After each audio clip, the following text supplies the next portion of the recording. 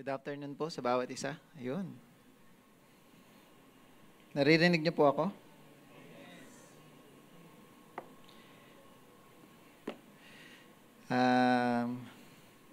Ang topic po natin for the month of August ay stewardship. Kaya sa totoo lang po, nung naunawaan ko yung stewardship,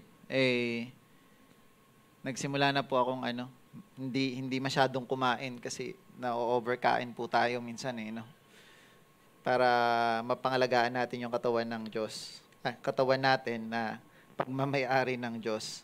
Anyway, naalala ko tuloy, sabi nung tatay sa bata, sa anak niya. Sabi ay, anak, kumain ka ng gulay para humaba yung buhay natin. Kailangan kumain ka ng gulay, ha? Siguro pagkatas ng ilang buwan, sabi ng bata, kasi pinapakain na naman siya ng gulay, sabi niya, Tay, kumain naman tayo ng karne. Baka hindi na tayo mamatay.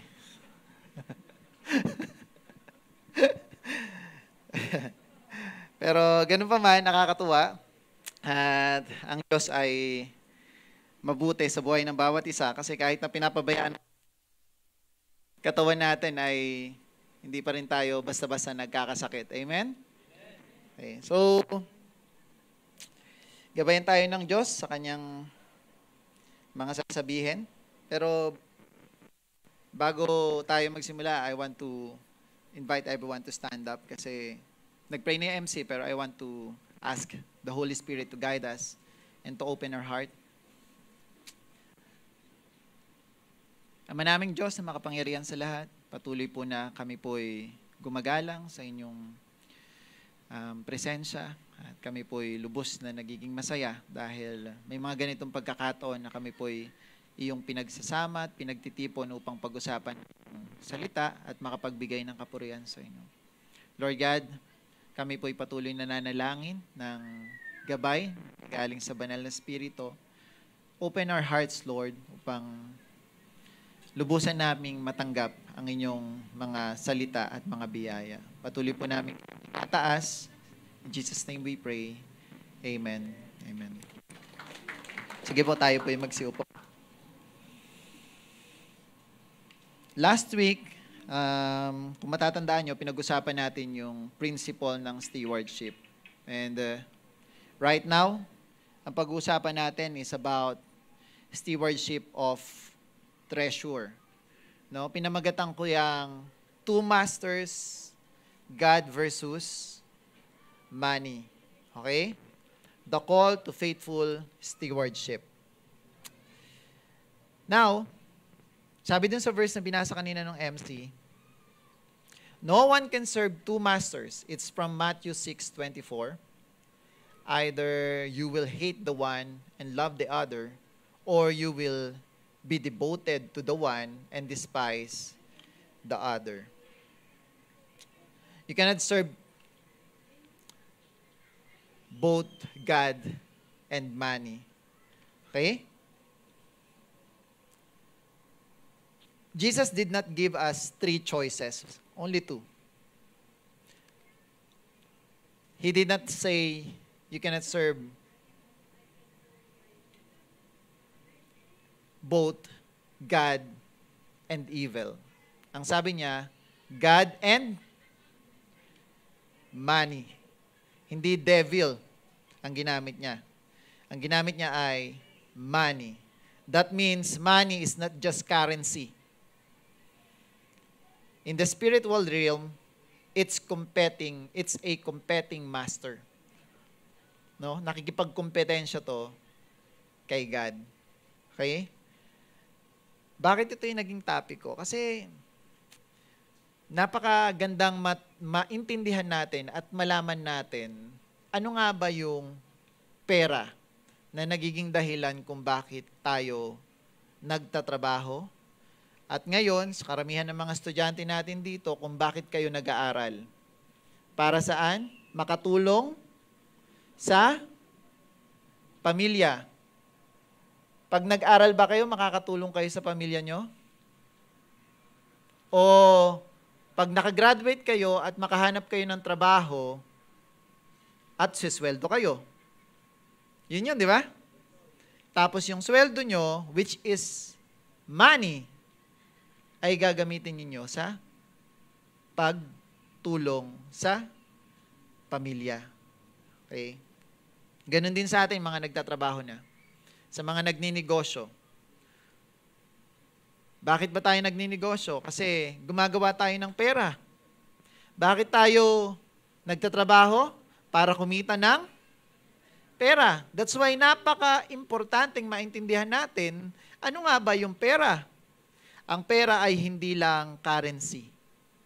It is a thing. Isang bagay. Nag-iisang bagay na kinumpara ni Kristo sa Diyos pagdating sa pagiging master. Yung nagsasalita dun sa verse kanina sa Matthew 6:24 ay si Jesus Christ.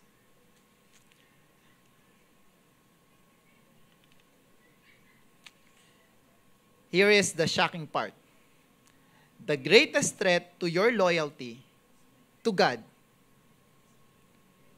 ay hindi yung devil, but your devotion to money. In the kingdom of God, money is not the master. God is. Money is not the master. God is. And we are not the owner. We are the... Ano daw tayo? Okay. Tandaan natin na maigi yan, ha? So, I have these 6 points na pag-aaralan natin this afternoon para mas maintindihan natin ano nga ba yung money at bakit siya inahilintulad sa Diyos. Si Kristo mismo yung nagsabi na dalawa lang yung master. Inahilintulad yung money sa Diyos sa pagiging master. Dalawa lang yung master. Ano daw yung dalawang master? God or you cannot serve both. So point number 1. Jesus simplified the world system. Jesus looked at the politics, economies, education, religion, and reduced it to 2 motivation. Dalawa lang daw yung motivation ng tao. Ano daw yon? Serving God and serving money. O, sasabihin ko sa inyo, sometimes, akala natin, we are not serving money because we are serving God. But are we really sure that we are serving God, not the money?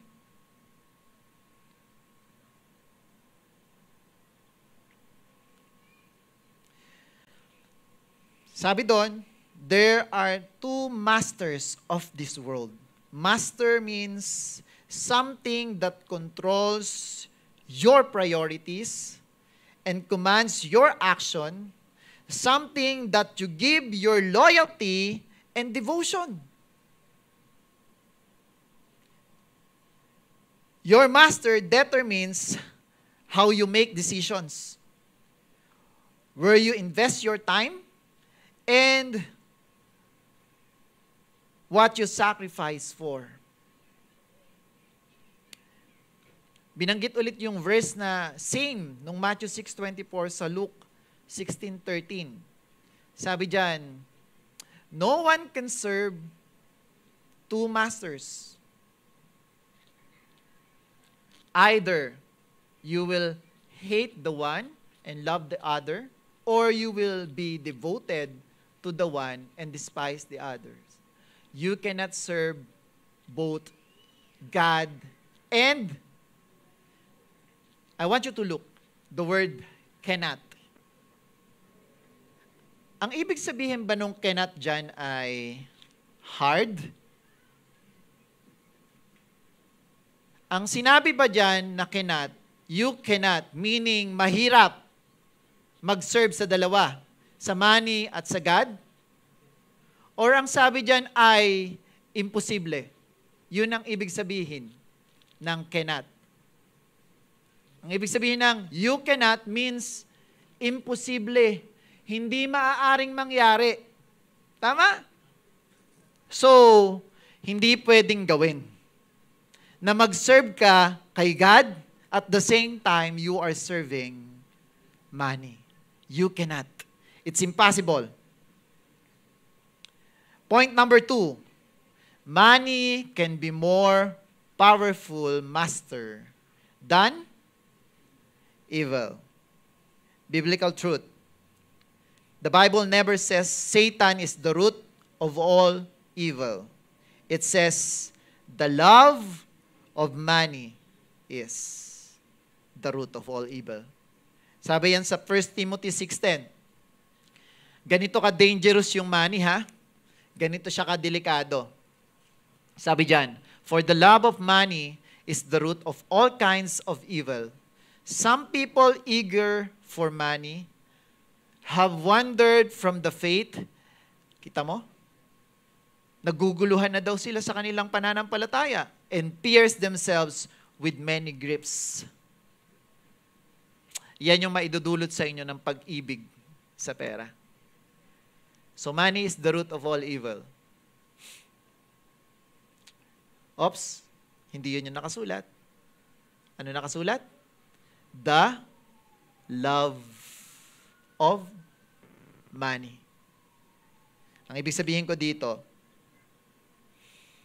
hindi anti-money si God. Anti-love of money. Hindi siya anti-money, hindi kanya pinipigilang magkaroon ng pera, magkaroon ng kayamanan, maging mayaman, pero ang hindi niya gusto ay yung mahalin mo yung pera higit sa kanya. Medyo i-breakdown natin kung paano ba natin malalaman kung sino ba yung ating pinaglilingkuran. Yung money ba o si God? Let's identify. The devil deceives and tempts, but money enslaves. Ibig sabihin, i-deceive daw tayo ng devil. Tapos, ititempt niya tayo na gumawa ng hindi maganda. Pero yung money, ikukulong tayo niyan sa pagiging greedy, sa pagiging uncontented, na magiging mas mahalaga na yung pera kaysa sa tao. At mahirapan ka makawala. Akala mo you are serving God because you are worshiping Him. But at the same time, you are worshiping money. And it's impossible to do that. It's either you love the other or you hate the other. Naintindihan? For example,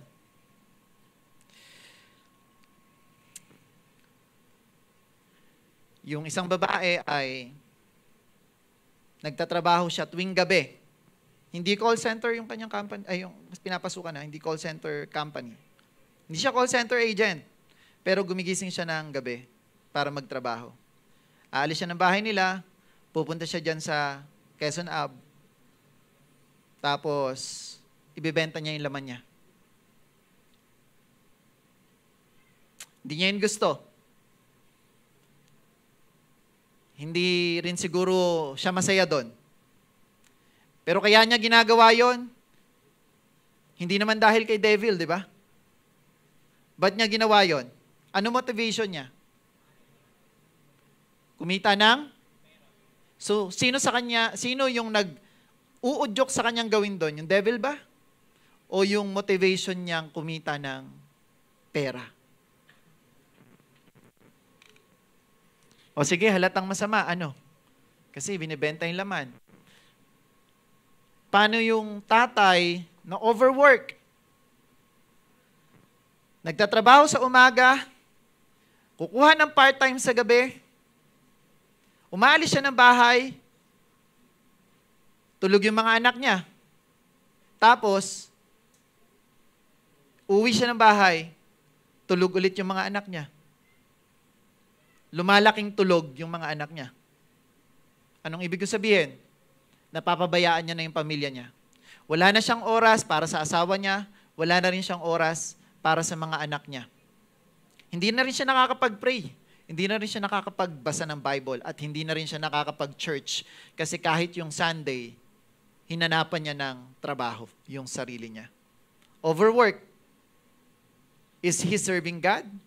Or is he serving money? Anong motivation? Ba't niya ginagawa? Si devil ba? O yung pera?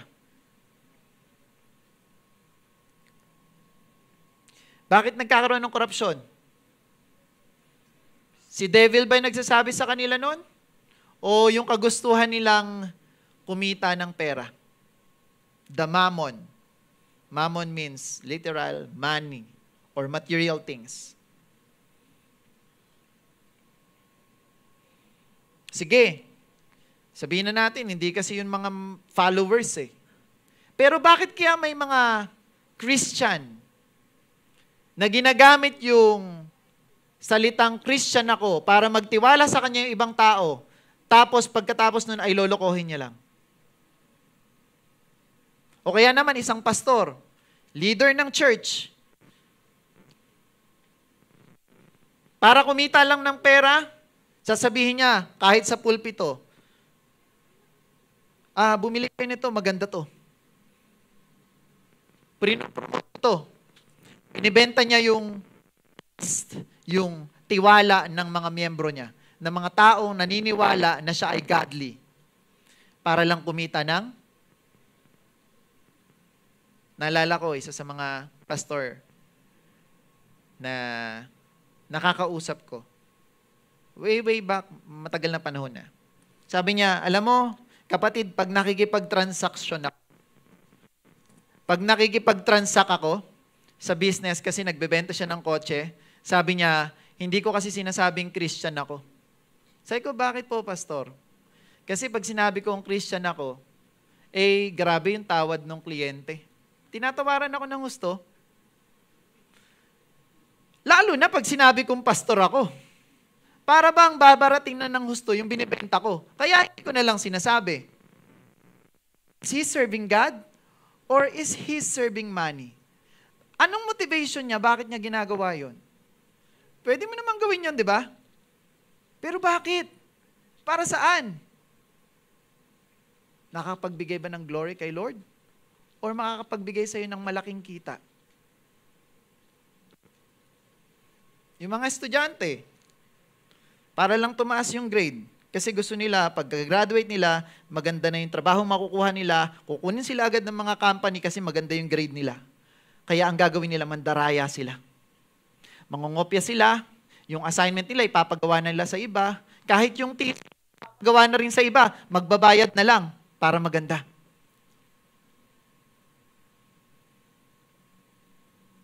Anong motivation nila? Si God ba? O yung pagkita ng pera?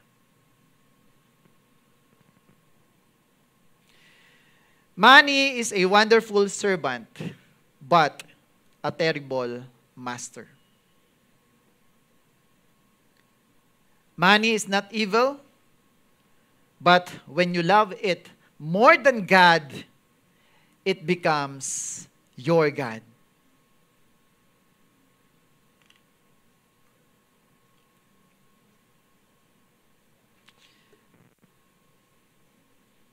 Point number 3. The greatest rival of God, money. You will either love the one and hate the other. Ito yung insight ni Jesus. Nung sinusuri niya yung mundo, sabi niya, mamahalin mo yung isa sa mga master mo, tapos yung isa, i-hate mo. This is not neutrality. It's total devotion or total betrayal. Are you with me? You cannot be devoted to two masters. Hindi ko sinasabi dyan na hindi natin enemy yung devil. Enemy natin siya. Pero halatang halata yung gawa niya. Etong money, hindi halata. Pero mas mahal mo na pala to kaysa kay God.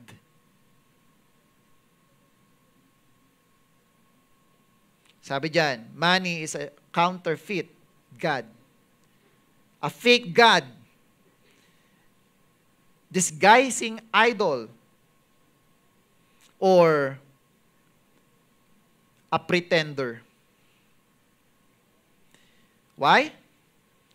It promises to provide. Etong pera, nagpa-promise to na mag-provide sa'yo. Prinamis din niya ni Lord. Tama? Etong pera demands sacrifice. Nangangailangan ng sakripisyo. Kahit wala ka ng time para sa pamilya mo, kahit wala ka ng time para alagaan yung sarili mo, hindi ka na natutulog, nalilipasan ka na ng kain para lang sa pagtatrabaho. Nasisira na yung katawan mo. Napapabayaan mo na yung ibang bagay sa buhay mo. Kasi you are devoted to your work. Grabing workaholic mo eh. But, tama ba yung sakripisyong ginagawa mo? Para sa tamang bagay ba? Pangatlo, it creates identity. When you have a lot of money, people will call you rich yan ah. Create yan. Kapag-create yan ng identity. Which is sinasabi sa Bible, Christ gives us identity. Our God gave us identity. Pero ikaw, hinahanap mo yung identity mo sa pera. Pag walang pera, tinitingnan mo yung tao. Purista yan.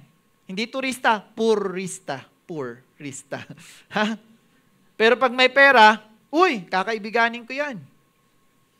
Ikaw din, ganun. Gusto mong yumaman kasi gusto mong sumabay dun sa mga nakikita mong ang gaganda ng buhay nila. Gusto kong maging katulad niyan. Yung gusto mong identity, hinahanap mo sa pera. Pangalawa, it offers security. Sino ba nagbibigay sa atin ng security? Si God.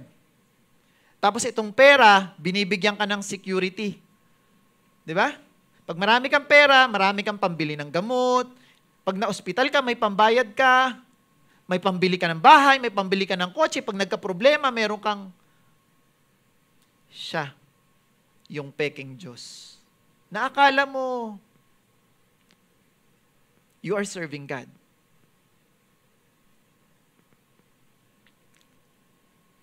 But you are serving money. Mammon is not just currency.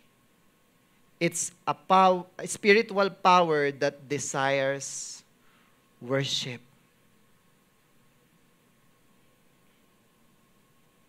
Ba't ko sinabi yan?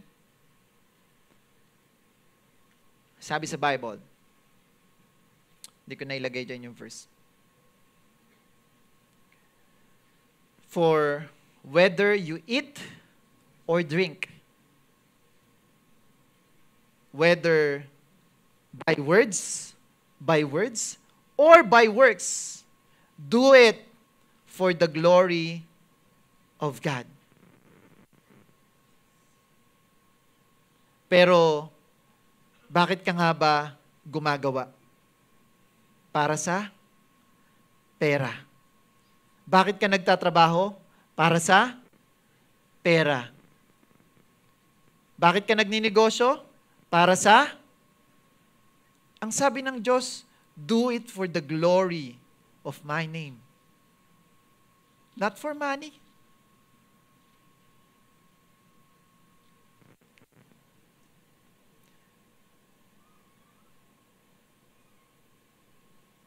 Number 4. Signs that money is your master. So, i-diagnose natin sa sarili natin. Check natin. Number 1 sign is, you don't pray before You don't pray because you have to work early. Pagising mo sa umaga, hindi ka na nananalangin, hindi ka na nagpapasalamat, bigla ka na lang titihaya, tapos, babalikwas, tatayo, maliligo, tapos aalis na ng bahay. Ganyan ka ba? Yan yung mga red flags. O sabihin na natin, hindi ka morning nagigising, tanghali. Ba't ka bumabangon? Para sa work. Second, you work 2 or 3 jobs and neglect your family. You are working hard, overwork, workaholic, tapos napapabayaan mo na yung ibang aspeto ng buhay mo, lalo-lalo na yung pamilya mo. Wala ka ng time. Lalo na hindi ka na nakakapagbasa ng Bible, hindi ka na nakakapag-pray.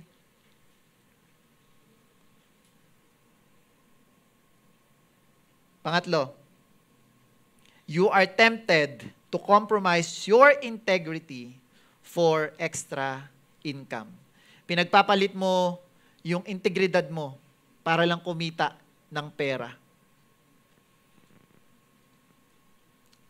Lastly, you use your spiritual influence for financial gain.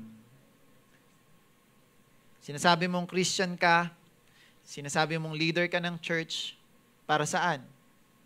To glorify His name o to earn money? Let's reflect. Sabi diyan, who wakes you up in the morning? Sabi dun sa patalastas, para kanino ka bumabangon? Ano bang patalastas yan? Nescafe. Para kanino ka bumabangon? God? Sinong gumigising sa'yo? Si God ba or your job alarm?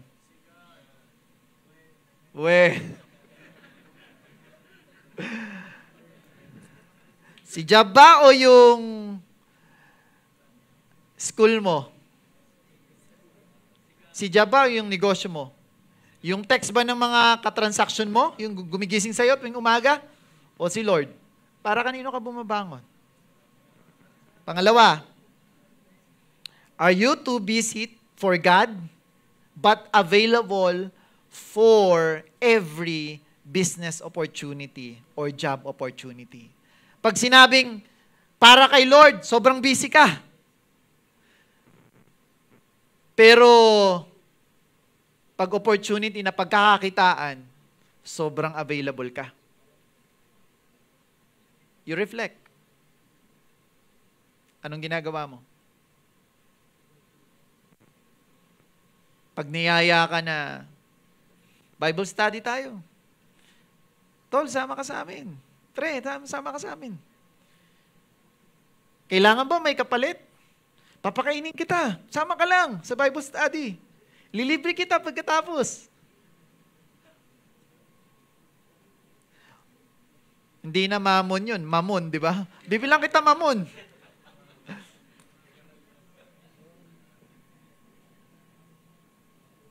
Next, do you assess people by spiritual value or financial status?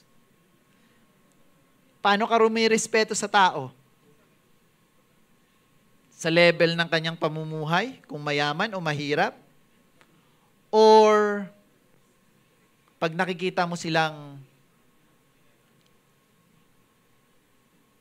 sinusunod si God, ano yung basihan mo? Kanino ka nakikipagkaibigan? Sa mga taong mapipera? O sa mga taong tutulungan kang lumago?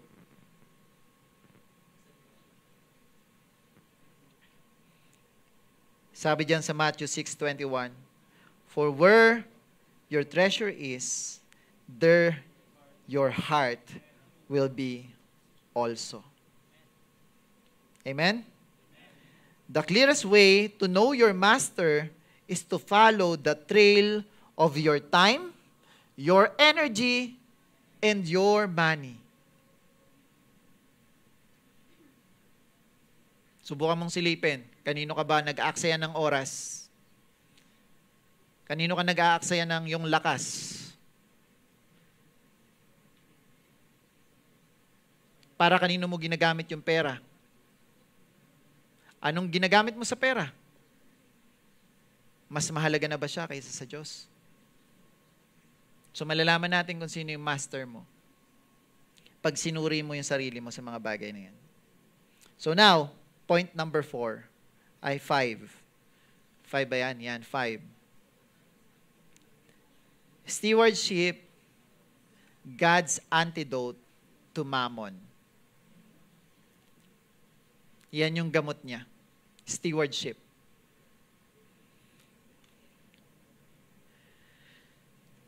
Stewardship means managing what belongs to God. Pwede mo bang basahin yan? Sabay-sabay tayo. 1, 2, 3, basa. Stewardship means managing what belongs to God. Sabihin mo sa katabi mo yan. Yan. Sana matandaan nyo ha. Stewardship means managing what belongs to God. Sabi dito sa Psalms 24:1, the earth is the Lord's and everything in it, the world and all who live in it. 1 Corinthians 4:2. Nakita nyo, si Lord may-ari ng lahat. Yun yung sabi sa Bible. 1 Corinthians 4:2. Now, it is required that those who have been given a trust must prove faithful. Naintindihan? Must prove faithful. Yung mga bagay na meron ka ngayon, yung meron ka ngayon, kung ano man yan, barya man yan, malaki, madaming pera, kung ano man yung meron ka, tiwalaan ka ng Diyos. You must prove yourself that you are faithful. Naintindihan?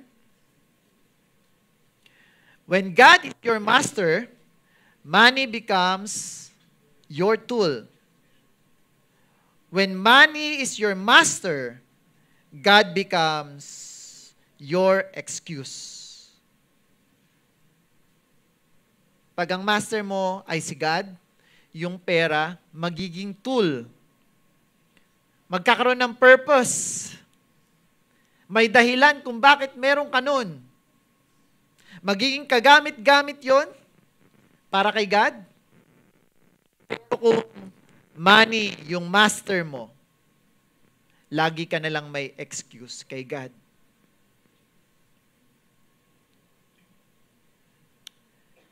So this is the principles.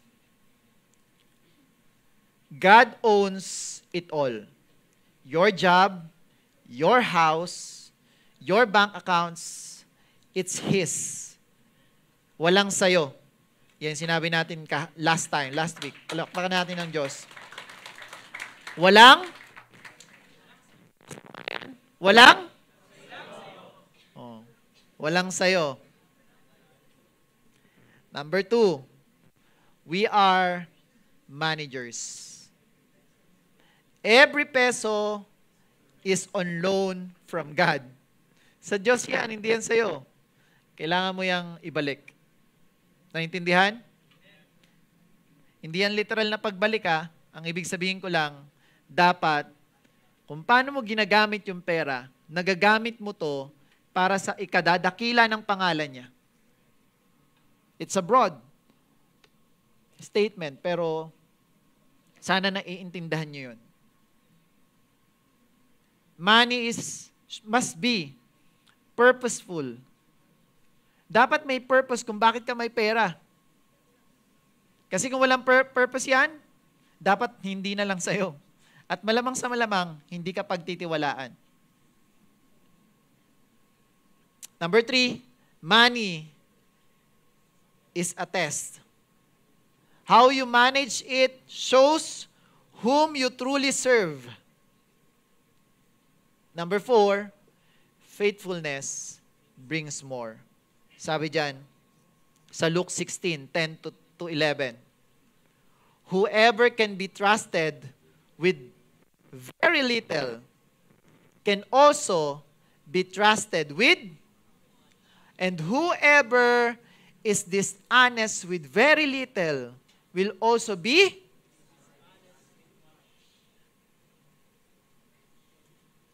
So kung sino yung napagkakatiwalaan sa maliit, ay mapagkakatiwalaan sa malaki. Tanong sa akin, bakit mas mayayaman yung ibang nasa labas? Ano yung nasa labas? Yung hindi mananampalataya kaysa sa ating mga mananampalataya. Bakit tayong mga mananampalataya mahirap? Bakit yung mga taong hindi naman nananampalataya sa Diyos mayaman? Bakit kaya? Kasi napagkakatiwalaan sila. Ganun ba yon? Ganun yung sistema. Sabi sa Bible. Last week yata na-discuss ko na yun eh. So, pag-usapang kaligtasan, manampalataya ka kay Kristo. Pero hindi yung pananampalatayang yun yung magiging dahilan kung bakit magkakaroon ng bagay na ipagkakatiwala sa'yo. Kasi malinaw dyan, whoever can be trusted with very little can also be trusted with much. Pag binasa mo yung buong Luke 16, makikita mo na yung tao na pinagkatiwalaan dyan ay wicked, dishonest,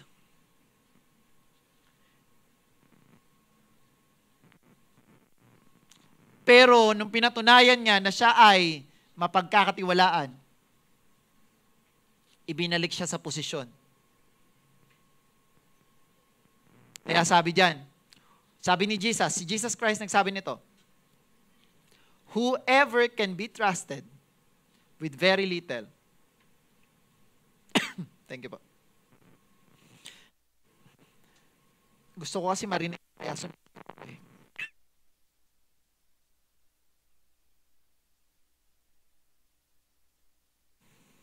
whoever can be trusted with very little can also be trusted with much.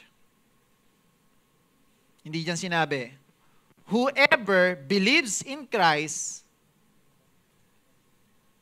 will be trusted with much.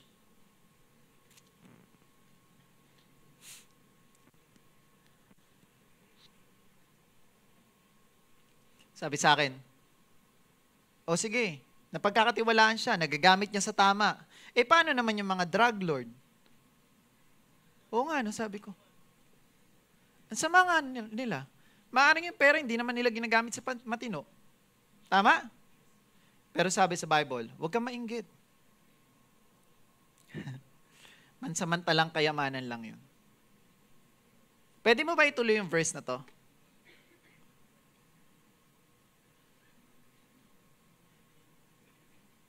So if you have not been trustworthy in handling worldly wealth, who will trust you with true riches? Merong true riches na ibibigay sa atin. Pero gusto kong malaman ninyo na hindi magandang buhay ng mga drug lord. Ha? Kung gusto nyong yumaman kaparehas nila, delikado yung buhay nyo. Kapahamakan ang sinasabi ng Biblia sa mga wicked people. Maaring nagtatamasa sila, sabi yun sa Psalms. Pero panandalian lang. Hindi rin sila masaya. Maaring may panahong masaya sila, di ba? Pero hindi sa lahat ng panahon. At hindi yun yung tunay na kayamanan. Tuloy natin.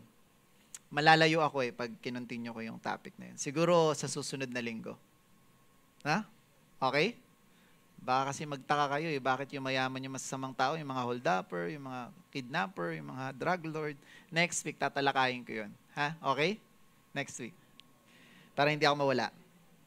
Point number 6. Last point. So kung gusto niyo malaman, next week, huwag kayo ma-absent. How to serve God and use money well. Paano nga ba? Sabi diyan sa Matthew 6:33, "But seek first His kingdom and His righteousness, and all these things will be given to you as well." Matthew 6:33. Ano ibig sabihin diyan ng seek first His kingdom and His righteousness? If you're going to read that whole verse, yung konteksto, it's all about your needs. Sabi diyan, bakit ka mag-aalala? Do not worry. Bakit ka mag-aalala? Kung ano yung kakainin mo? Kung saan ka titira? Kung ano yung susuotin mo? Sabi diyan, yung ibon nga, hindi naman naghahasik, pero pinapakain ng Diyos. Ikaw pa kaya? Tapos sinabi yan, kinote yan, sabi niya, "But seek first His kingdom." Sinortcut ko lang yung chapter, Kaya yan sinabi. "And His righteousness, and all these things will be given to you as well." Ano yung, paano isik yung kingdom niya? It's about your priority. Katulad ng sinasabi ko kanina, pagkagising mo ng umaga, anong ginagawa mo? Naliligo agad para pumasok. Hindi. Hindi po ganun ginagawa ko, nagsiselfone po muna ako. Is it also material thing?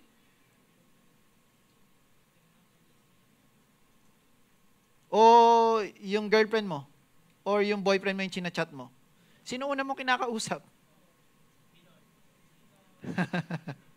Iba na yung master mo, di ba? Yung master ko, yung girlfriend ko na Ganon. Yung master ko, yung boyfriend ko na Pero again, yung motivation ng tao to do something, pinakamatimbang yung pera.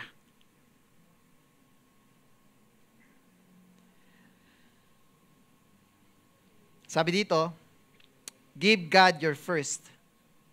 Tithes and offering are declaration that God is the master, not money. Mag-stop ako dyan. Siyempre, karamihan ng mga pastor, itinuturo yung 10% daw ibibigay natin. Naintindihan nyo ba to? Sinasabi. Alam nyo ba kung bakit to sinabi sa Bible? Kasi may mga tao na nakatutok sa paglaganap ng salita ng Diyos. Pakinggan nyo to ng maigi.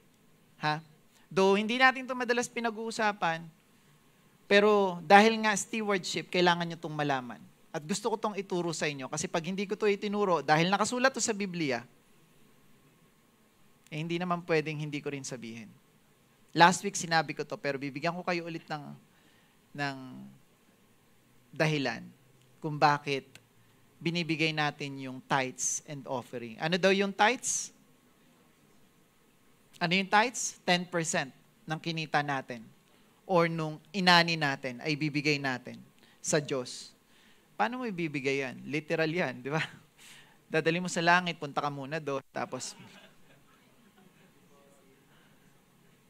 hindi. Nung panahon kasi, sa Old Testament ay may mga Levites. Sila yung nangangalaga ng templo. Hindi sila nagtatanim. Kasi nung unang panahon, ang negosyo naman at trabaho ng mga tao ay agriculture. Kaya ang sabi doon, ibigay mo yung tenth ng inani mo. Stored it sa temple so that merong kakainin yung mga Levites. So, ibig sabihin, itong utos na to ay para tulungan yung mga manggagawang walang trabaho. Hindi ko sinasabing tamad, walang trabaho para kumita ng pera dahil ang ginagawa lang nila ay focus sa pagtatrabaho para sa ministry, para kay Lord. Yun yung purpose nun. That's why we, Christians, are implementing it up until now. Para lang maintindihan nyo.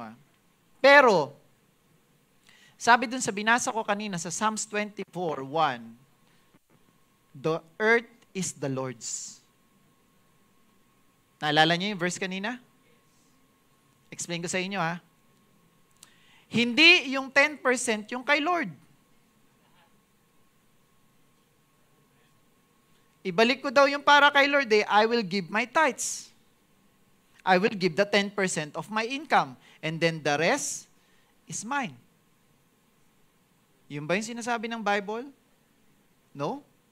Ang sinasabi niya, the earth is the Lord's and everything in it, sa Kanya pa rin yung 90%.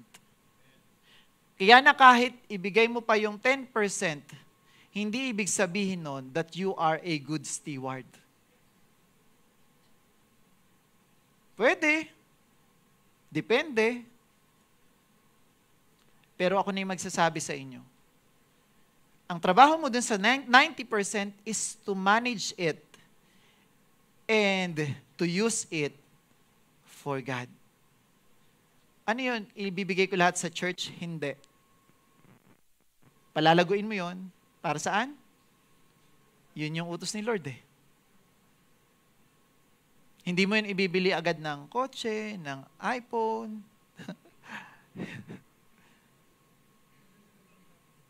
Hindi yun ibibili mo ng kung ano-ano lang. Kaya sobrang nakaka-guilty nung napag-aralan ko to. Sa Kanya pa rin pala yung 90%. Gamitin mo yun para sa glory ng pangalan niya.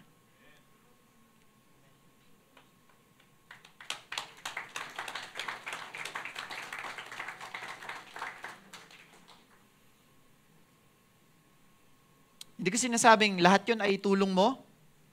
Kasi pagiging hindi rin nag-iisip yun. Ang sabi sa Bible, sa parables of the talent, naikwento ko na to last week.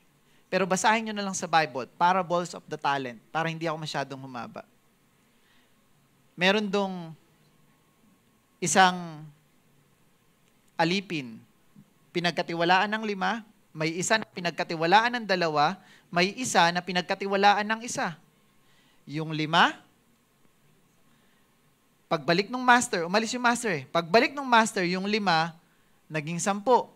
Yung 2, naging 4. Yung 1, naging 1 pa rin. Anong ginawa niya? Nilibing niya. Sinave niya. Sa atin ngayon, ang tawag doon, savings, bank account. Nilibing. Ang utos ng master, grow it. Who is our master? Sino yung master natin? Jesus. Sino? Jesus. Si Jesus. Si God. O kung si God yung master natin, dun sa parable of the talents, siya rin yung taong yun. Ang gusto niya, pag may pinagkatiwala siya sa'yo, make it grow. Kaya nga pag-uusapan natin sa buong August na to, lahat ng pinagkatiwala sa'yo ng Diyos, pati yung talento mo, pati yung mga bagay na meron ka, yung pera, grow it. Palaguin mo. Yung pera, nagkaroon ka. Kasi naman, ang liit naman ng pinagkatiwala sa akin Kaya nga ang hindi mapagkakatiwalaan sa maliit, ay hindi rin mapagkakatiwalaan sa malaki. Below minimum naman yung sweldo ko. Yung iba nga, kumikita dyan 100,000 per month. Ako, ang liit-liit lang. Kaya nahihirapan akong palaguin. Nahihirapan kang palaguin o nahihirapan kang ilan yung sarili mong bumili ng mga bagay na hindi mo naman kailangan? Ano doon? Kasi, base sa research ko, yung mga mayayamang tao, karamihan sa kanila galing rin sa mahirap. Bakit sila yumaman? Yung iba nga sa kanila, mga drop-out. Yung iba rin sa kanila, mga dating empleyado. Bakit kaya sila yumaman? Hindi ka ba nagtataka? Baka hindi yung pinagkakatiwala sa iyo yung mali, kundi yung puso mo sa pera. Baka yung mali ay ikaw. Kasi minsan pinagkakatiwalaan ka ng malaking halaga, pero para kang one-day millionaire. Lahat ng alam mo na pwedeng bilhin na hindi mo nabili nung wala kang pera, yun yung tina-target mong puntahan. Punta tayo sa mall kasi first time ko lang pupunta sa Mac eh. Kasi first time ko lang bibili ng brand yung iPhone. Meron tayo dito pera eh, may 1 million ako eh. Hindi. Bili tayong sasakyan kasi lagi na lang tayong nagko-commute. Kasi naman to, meron tayong 1 million eh. Makakabili tayong sasakyan, mga 450,000 lang naman yata yung second hand eh. At least may sasakyan na tayo. Ano pa? Bili tayo Louis Vuitton. Kasi minsan lang ako magkakaroon kahit isang bag lang, mga 70,000 lang yun eh. Minsan lang tayo kumain eh. Binigyan yung bonus mo, December. Binigay yung bonus mo. Ay nako. Masakit to guys, masakit. Yung sweldo mo per month, kumakasya naman. Nung binigay yung bonus, pagdating ng January, wala ka na ulit pera.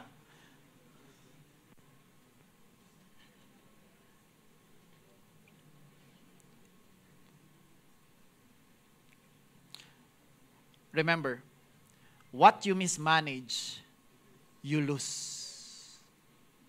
Kung ano yung bagay na hindi mo na ma-manage ng tama, you will lose it. Aray ko po. Sapul na sapul talaga ako rito. Hindi lang to pera. Hindi lang pera. Pero syempre, pag na-mismanage mo yung pera, mawawala. Pag na-mismanage mo yung pamilya mo, mawawala sila. Pag na-mismanage mo yung health mo, mawawala rin yan.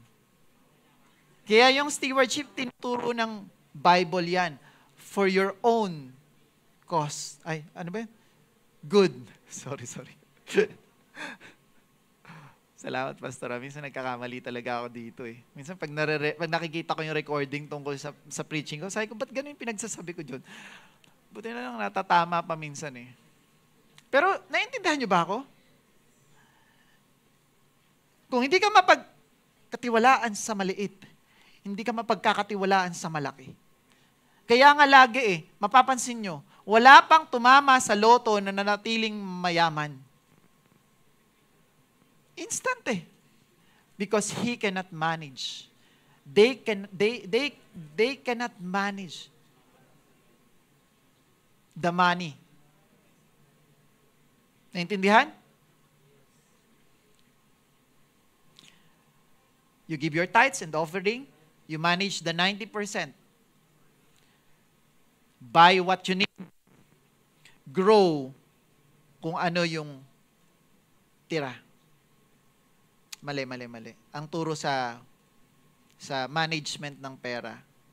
Invest, and kung ano yung natira, yun yung ibili mo ng kailangan mo. Alam mo ang ugali nating mga tao, sasabihin ko sa inyo to ganito rin kasi ako. Pag may hawak tayong pera, humahanap tayo ng pagkakagastusan. Palakpakan niyo yung sarili niyo. Ano kayang mabibili? Saan kaya tayo mamamasyal ngayon? Diba? Tapos, pag wala kang pera, medyo habaan na natin to kasi medyo maganda-ganda tong pinag-uusapan natin. Pag wala kang pera, nagtitiis ka, diba? Tapos pag may problema ka, pag wala kang pera, lahat ginagawan mo ng paraan sa pamamagitan ng diskarte. Pero pag may pera ka, okay na, ayan na, bigay mo na nga yung 2,000 dyan. Para lang mabilis. Tapos nung na-hospital, meron kang pera hawak, 500,000. Savings mo yun eh. Di ba? Nangailangan ng 450,000 sa ospital. Meron namang PhilHealth, meron namang binibigay yung government para matulungan ka sa mga bills sa ospital. Hindi, sasabihin mo, nakakatamad kasi pumila eh. May 450,000 ako dyan sa bank account ko. Withdrawin mo na lang, ibayad mo na yan dyan. Para hindi na tayo mahirap. Pero pag wala kang pera, gumagawa ka ng paraan. Yung pera, naka-mindset ka para gastusin. Hindi. Ang tinuturo sa Bible, yung pera, pinapalago. Wala akong pampuhunan eh. Bakit? Nagtitinda ba ng maruya? Namumuhunan ba ng 100,000 yon? Pero pinapalago niya. Magtrabaho ka sa umaga, pagdating ng hapon, yung kinita mo galing sa trabaho, igawa mo ng maruya. Ibenta mo yung maruya, tumubo pa. Yung pinagbentahan doon, huwag mo nagagastusin. Huwag ka muna mag-iisip ng bumili ng panibagong iPhone. Baka maging 5 yung iPhone mo, bigay mo sa amin yung iba. Baka sobra-sobra na eh. O sa mga estudyante, o kayo nang porkit ba hindi kayo nagtatrabaho? Yung binibigay sa inyong, ang tawag yan? Allowance. Or yung binibigay sa inyo ng magulang nyo. Kung ano man yan. Anong ginagawa nyo dyan? Pinang-de-date. Ha? Sorry. Baka yung iba dyan, pinang-scatter pa. Tampaling ko.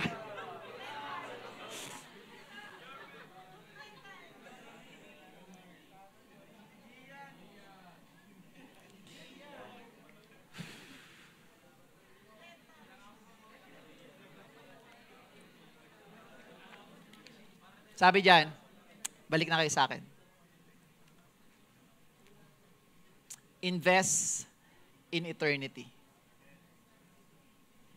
Use resources to advance God's mission.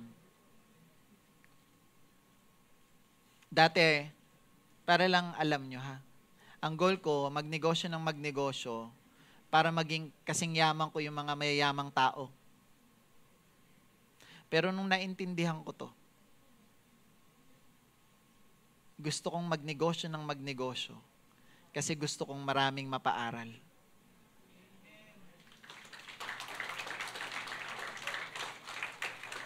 Para ma-disciple ko sila. Kasi wala silang kawala eh. Pag inopera mo sila ng something every week, a-attend sila sa church eh. Pag hindi attend, walang allowance. Kaya a-attend. So, sino motivation nyo kaya kayo nandito? Ha? Ulit? Uwe. Tanggalin na allowance ng mga to. Joke lang. Di wala kaming pambaon, sir. Naintindihan nyo ba ako? Anong motivation nyo? Si Lord or yung money?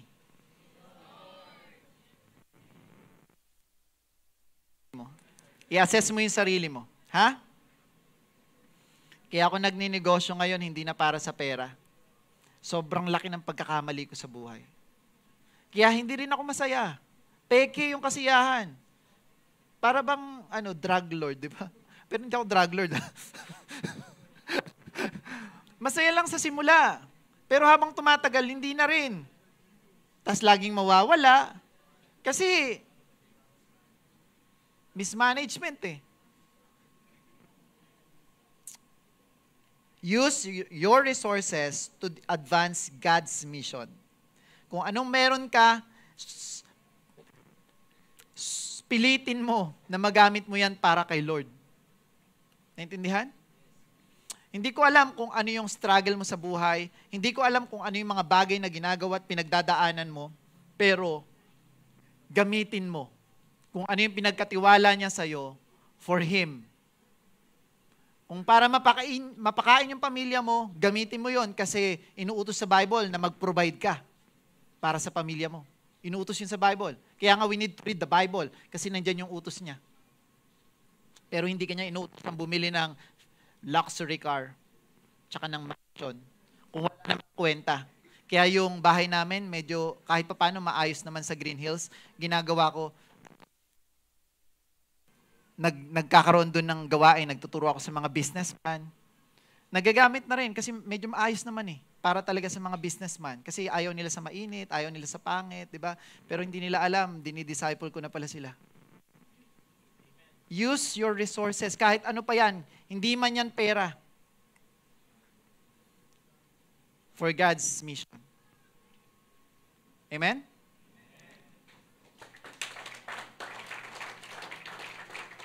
Pangatlo, be content.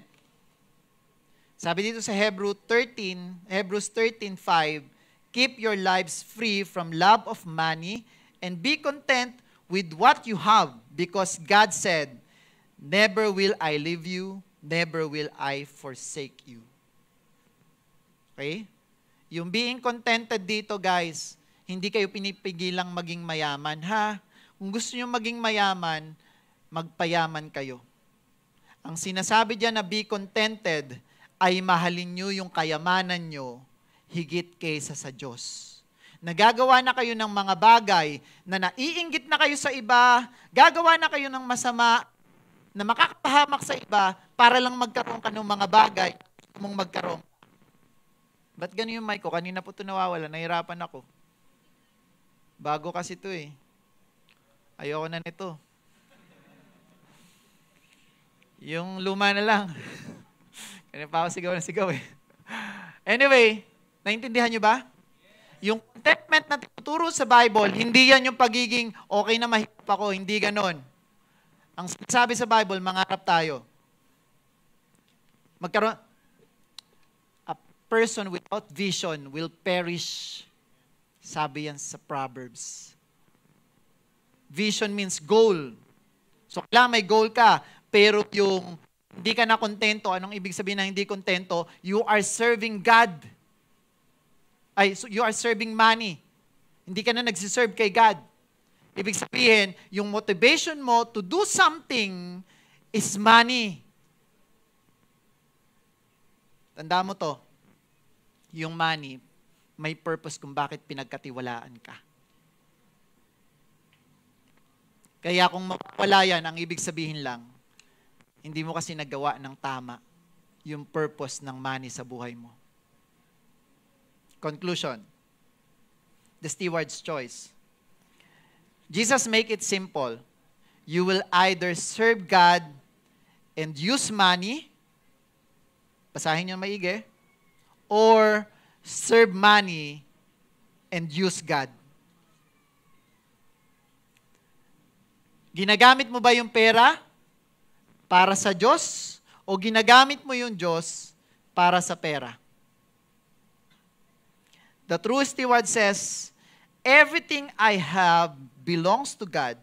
I will manage it for His glory. Okay?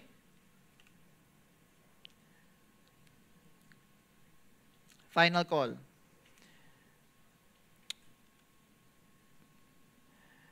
Choose today whom you will serve. If God is your master, prove it in how you handle His money. Let your finances be a testimony of your loyalty to Him. Next, serving God through faithful stewardship.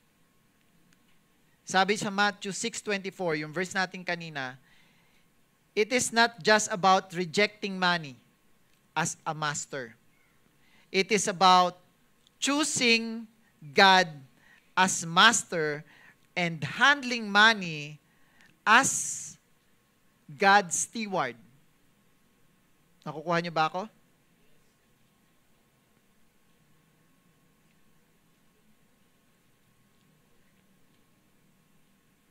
Key stewardship principles from this teaching.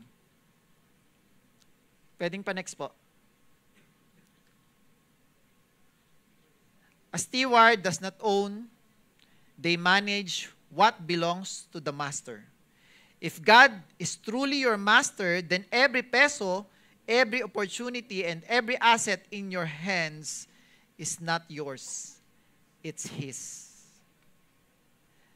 The danger is when we start treating God's resources as if they belong to us. Iniisip natin na sa atin yon. That's when money shifts from being a tool to becoming your master. So pag inisip mong kung ano yung meron ka ay sa'yo, doon na magsisimula na yung pera ay magiging master mo. Sabi diyan sa Luke 16:10-11, yung binasa nating verse kanina. Key stewardship principle. Pa-next na lang po.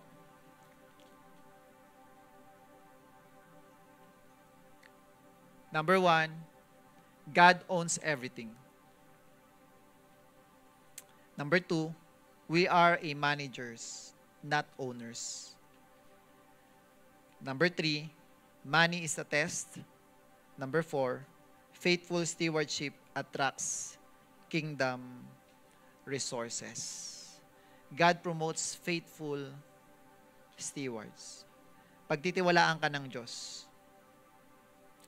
If God is your master, prove it by how you manage His money.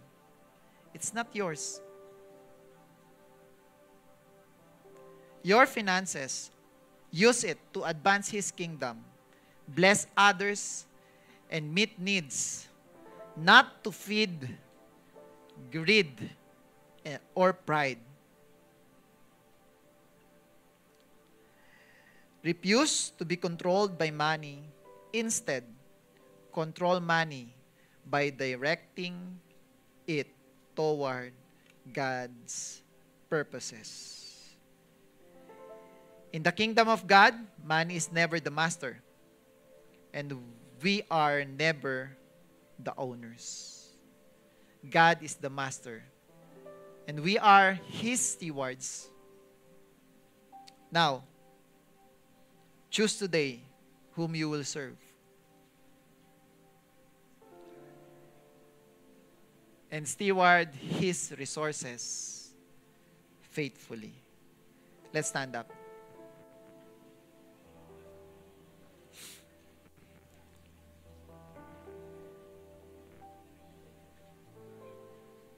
Lagi nating isa puso, mga kapatid, na kung anong meron tayo, yung buhay natin, yung mga resources na meron tayo, yung opportunity na binigay sa atin ng Diyos, hindi sa atin yan. Lahat yan ay sa Diyos. That's why we need to be a good steward. Maging magaling tayong manager. Maging magaling tayong manager ng buhay natin kasi pinagkatiwalaan tayo ng Diyos sa bagay na yan. Ng pera, ng opportunities, ng trabaho, ng negosyo, lahat yan ay pinagkatiwala sa atin ng Diyos. Kahit yung napakaliit na halaga na meron ka, diyan mo kayang patunayan na si God yung master ng buhay mo. Use it for His glory. Huwag para pakainin yung pride at yung greediness sa puso mo. Gusto niya, or naghahanap siya ng mga good steward. You want to become successful? Being a good steward. Yung pagiging good steward. Sa'yo. Yan yung magdadala sa'yo dun sa success na gusto. Hallelujah. Tayo'y pumikit. As Lord God, today we choose to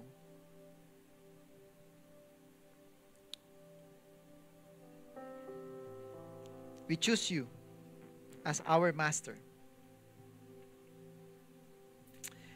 Pakawalan niyo po kami sa pagmamahal sa pera. At alisin niyo po yung aming puso, yung motivation sa puso namin.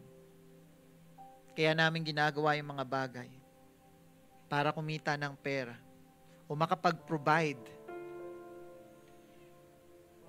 Palitan niyo po ito ng puso na ang gusto ay mapaglingkuran kayo.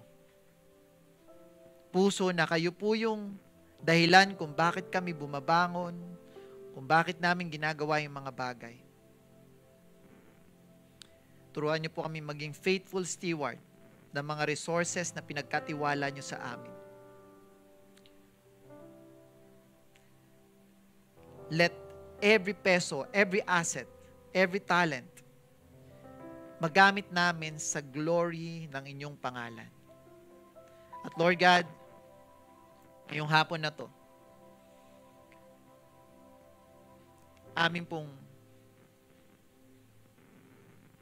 pinipili na maglingkod lamang sa inyo.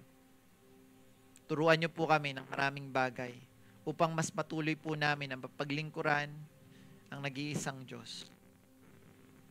Patuloy ka po naming pupurihin at sasambahin.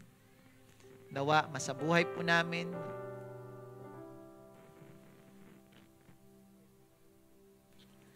patuloy na maitaas namin sa